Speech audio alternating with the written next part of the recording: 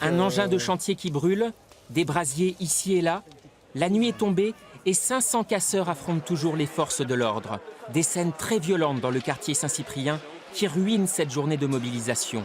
Mais certains manifestants assument cette brutalité. La première violence, c'est les gens dormir dans la rue, laisser les gens manger des spaghettis et aller à Lidl et se sauter le repas de midi parce qu'ils n'ont pas les moyens de se nourrir. Donc la première violence, c'est la violence du gouvernement envers un peuple qui souffre depuis trop longtemps. Et le peuple français est comme une cocotte minute. On a pris sur nous, on a été gentils, on a eu de l'espoir avec Macron, mais il nous a pris pour un con. Alors aujourd'hui, qu'ils nous respectent, qu'ils nous entendent.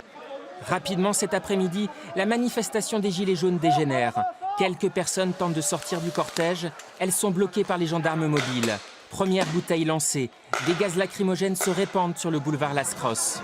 Pour apaiser les esprits, quelques Gilets jaunes entonnent une chanson. On n'est pas civistes, mais on veut que ça change. Il faut arrêter. Mais le calme est précaire dans les rangs des manifestants. Le cortège se disloque. Plusieurs groupes de casseurs se forment. Les affrontements se multiplient, à Compense Caffarelli. Des poubelles brûlent, du mobilier urbain est détruit, aux grandes dames de certains gilets jaunes, qui ne veulent pas qu'on les confonde avec les casseurs. C'est très idiot de faire ça, parce que c'est la meilleure façon de décrédibiliser un mouvement. C'est pas les gilets jaunes qui font ça, c'est pas les gilets jaunes qui font ça.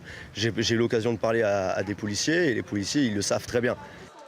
Au total, 5500 personnes ont défilé à Toulouse. Il y a eu 10 blessés, dont un policier, et une trentaine de personnes ont été interpellées et placées en garde à vue.